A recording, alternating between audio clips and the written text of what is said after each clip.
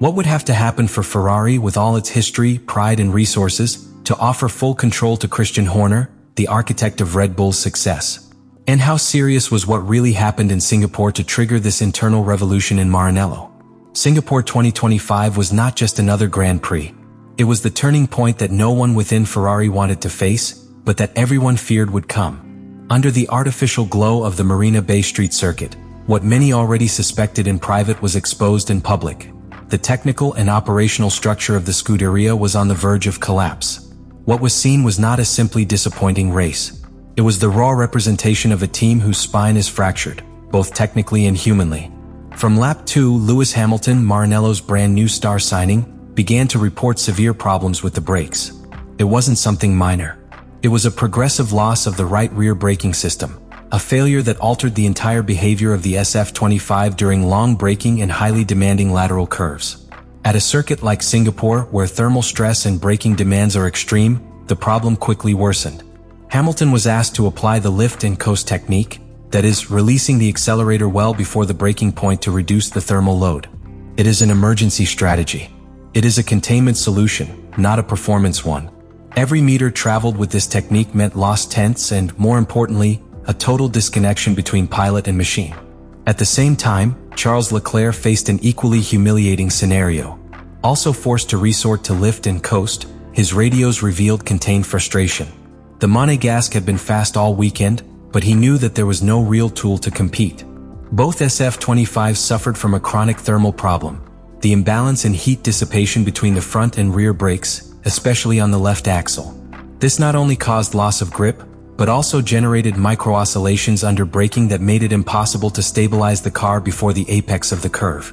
These micro-oscillations, recorded in internal telemetry, also compromised the ERS's energy regeneration systems, creating a cascade of operational failures. And even more worrying than the mechanical failure was the institutional response. Instead of finding clear leadership on the pit wall, what was perceived was tactical paralysis. No strategic reaction. No real adaptation. No mapping changes, no new pit entry strategies, no downforce adjustments.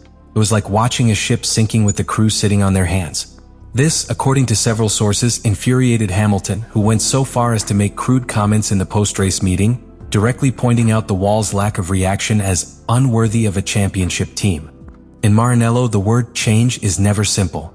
Every decision is measured in generations, every mistake drags on for seasons, and every political movement becomes an internal war disguised as technical correctness.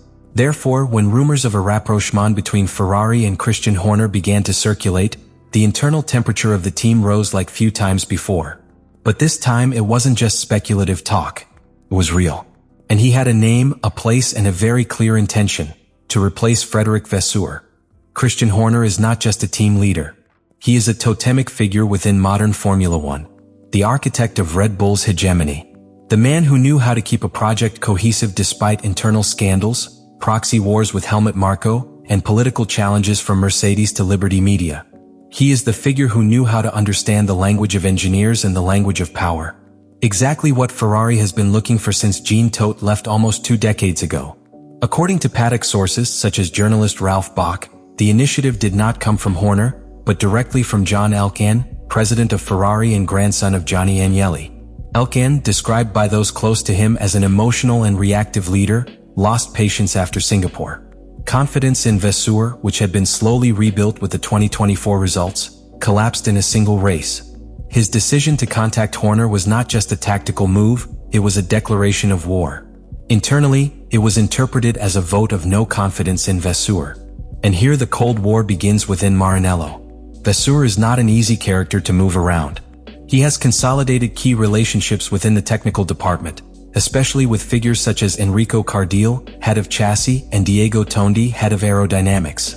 In addition, he has the implicit support of Charles Leclerc, who has found in him a figure of emotional and strategic support.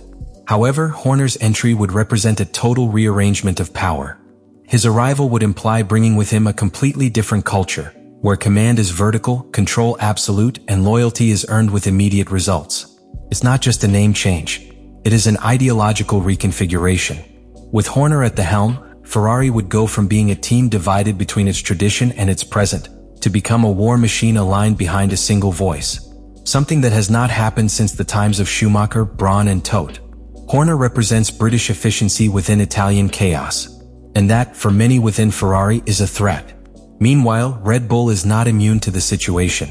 The RB21's performance crisis and the abrupt change of drivers between Lawson and Tsunoda have only fueled the narrative of a team on the verge of internal exhaustion. If Horner feels that his cycle has come to an end, Ferrari would be the last big project he needs to conquer. And he knows it, and they are tempting him with everything. Behind this possible transfer, there is not only a desire to win, there is a need for institutional redemption. Ferrari wants to be feared again.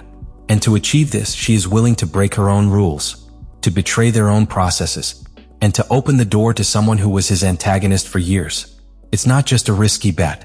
It is a reconfiguration of the team's DNA. A Cold War that is being fought right now in the offices, in the strategy rooms and in each technical department, and whose consequence could forever change the power map of Formula One. The question is not whether Christian Horner has what it takes to lead Ferrari. That's already answered. The real question is, what would happen in Formula One if Horner decides to accept the call from Maranello? Because if his signing is finalized, it will not just be a change of team leader. It is a complete reconfiguration of the competitive ecosystem, a disruption of the balance of power built over the last 2 decades. At the same time, Horner's arrival at Ferrari would imply direct intervention in the driver market. Lewis Hamilton, although committed to the project, could feel left out if Horner decides to build the team around Charles Leclerc or if he looks to bring in a new talent who represents the long-term future. In that scenario, the Briton could not renew beyond 2026. And Leclerc, who has flirted with frustration for years, would find in Horner a strong figure who may end up unleashing his full potential, if he feels truly supported in making strategic decisions. Furthermore, Ferrari would not be the only team affected. Mercedes would miss the opportunity to attract Horner for its own post-Toto Wolff plan. Aston Martin, which has invested hundreds of millions to become a contender, would see its growth narrative dimmed if Ferrari manages to consolidate Horner and an elite group of engineers. Even McLaren, the current points leader, would be forced to accelerate its expansion plans so as not to be relegated in a new era marked by the rebirth of Maranello. And finally, there is a quieter but equally profound impact: the symbolic message.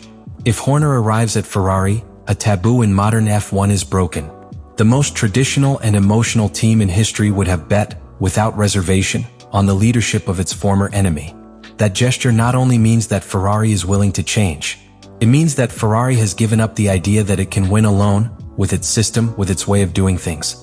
It means accepting that to return to the top you have to learn from your rival. This transformation can have a ripple effect throughout the category. Paddock politics would change, strategic alliances would be reconfigured, and Formula One could enter a new era. One where Ferrari, under Horner, competes not only to win races, but to control narratives, regulations, and internal power in the FIA.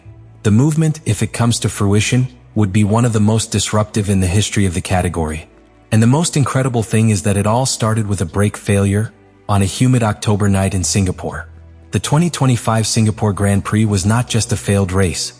It was a symbol, a catalyst, the exact moment Ferrari stopped pretending everything was under control. It was the moment when the redemption narrative patiently built during 2024 crumbled in just 62 turns. And that collapse, unlike the previous ones, was not accepted with resignation. It was responded to with fire. The call to Christian Horner was not a miscalculation, nor a sign of panic. It was a deliberate move. It was the internal recognition that the current management model, technical and human, has reached its ceiling. That no matter how many times Ferrari tunes its car, the decision architecture remains tainted by the same defects as always. Improvisation, lack of centralized leadership, decisions divided by egos and crossed bureaucracies. In that context, the signing of Horner would represent much more than a restructuring. It would be a break from the way Ferrari has operated for 15 years. What happened in Singapore then was not a sports crisis. It was an existential revelation. Ferrari no longer allows itself the luxury of waiting. He no longer wants to be part of folklore. He wants to win, at all costs, even if it means bringing the enemy home. Even if that means being something that never was. And that's why I ask you, do you think this move can really save Ferrari, or will it only accelerate its fracture? Can Ferrari survive the price of its own transformation? Or is it signing its sentence of internal chaos? And to what extent should a legendary team give up its identity in order to win again? Leave it all in the comments.